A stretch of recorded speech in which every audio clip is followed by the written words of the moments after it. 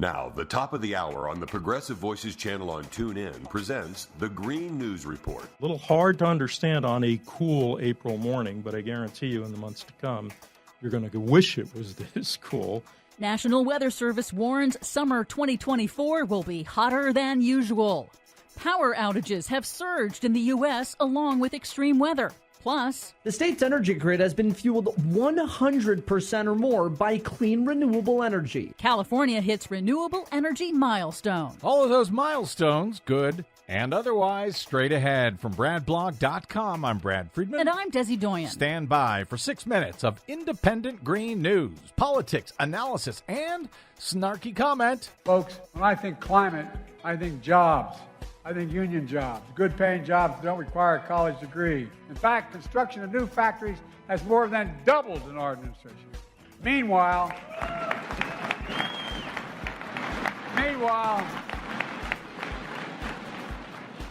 Donald Trump still thinks windmills cause cancer. Oh, like they don't.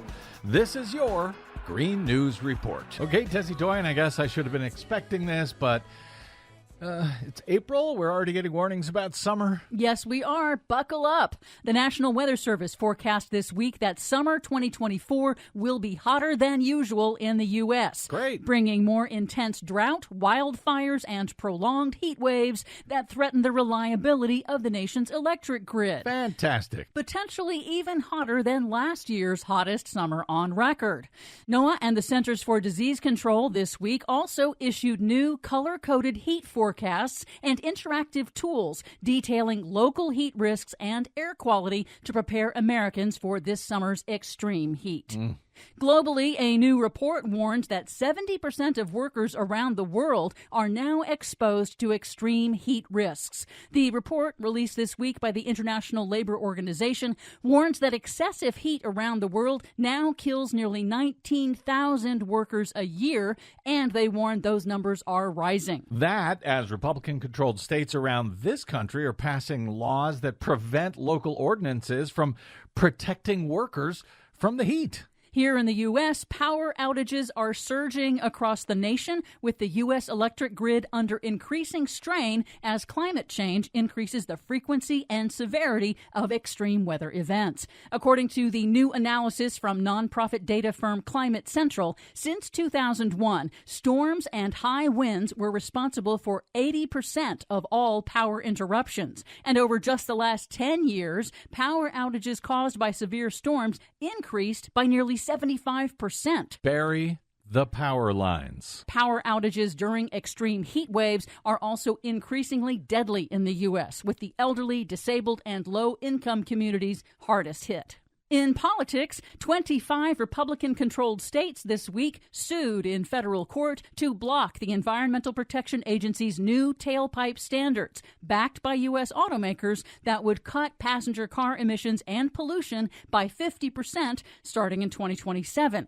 The 25 Republican attorneys general claim that the new regulations are, quote, unworkable and unlawful. They're unworkable, unlawful, except the car companies are just fine with them? Yes. But 22 states and 5 major cities, led by California, have intervened with a motion asserting that their citizens will be harmed if the EPA does not require reductions in harmful vehicle emissions. Good.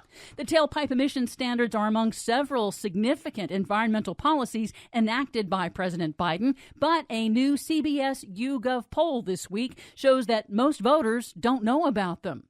The poll found more than 75% of voters support the U.S. taking steps to address man-made climate change.